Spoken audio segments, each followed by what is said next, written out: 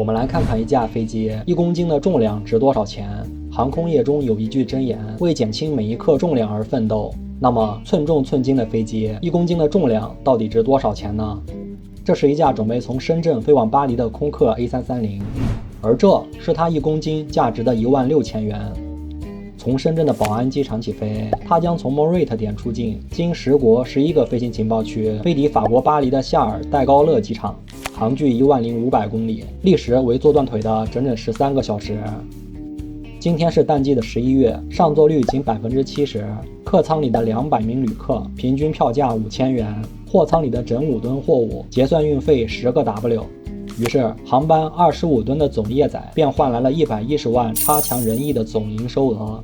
营收尚好，成本也高。会计细细一算，本趟洲际航班刨去变动加固定成本，净利润竟然连20万都不到。旅客少了，机组不能减配，飞行员4人加乘务安保13人，依旧把飞行体验和服务拉满。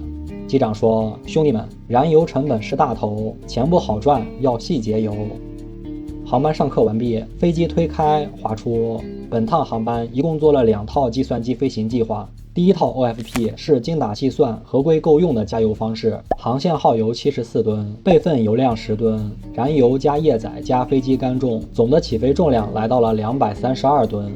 第二套 OFP 是财大气粗、直接拉满的加油方式，航线耗油77吨，备份油量17吨，燃油加液载加飞机干重，直接顶到了 A330 的最大起飞限重242吨。机长毫不犹豫选择了方案1。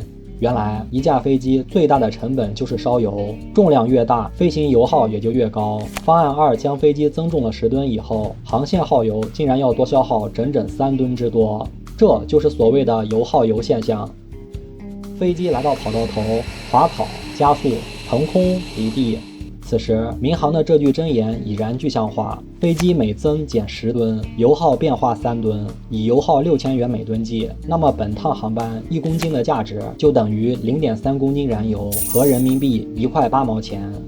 一般洲际1公斤1块8，比起100万收入来说微不足道，但其实会计的账是这么算的。假设飞机一天飞1班，生命周期内一共飞25年，那么仅节油一项，一架飞机1公斤的重量就价值为 1.8 乘以365乘以25，等于16400元。再假设航司的机队规模为100架，那么1公斤重量的价值就竟然来到了恐怖的164万元。于是万米之上，2洲之间，一机100人，梦幻体验，每克重量都能算钱。空姐开始发放 0.3 公斤每瓶的小矿，价值 2.95 亿元。旅客开始阅读 0.5 公斤每本的杂志，价值 2.29 亿元。副驾开始翻看23公斤每套的手册，价值3700万元。机长也摸了摸肚子，说最近减肥了5公斤。这么一算，也至少能给公司省个大几十万吧。终于，经过了13小时的长途跋涉后，飞机在法国的巴黎机场稳稳落地。此时，机长的减肥心和乘客的旅行梦交相呼应，在夕阳的斜晖中闪闪发光。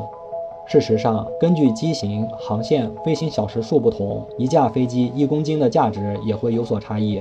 飞机减重主要的影响是能减少油耗，另一个影响是有时也能增大业载，只是后者难以量化评估。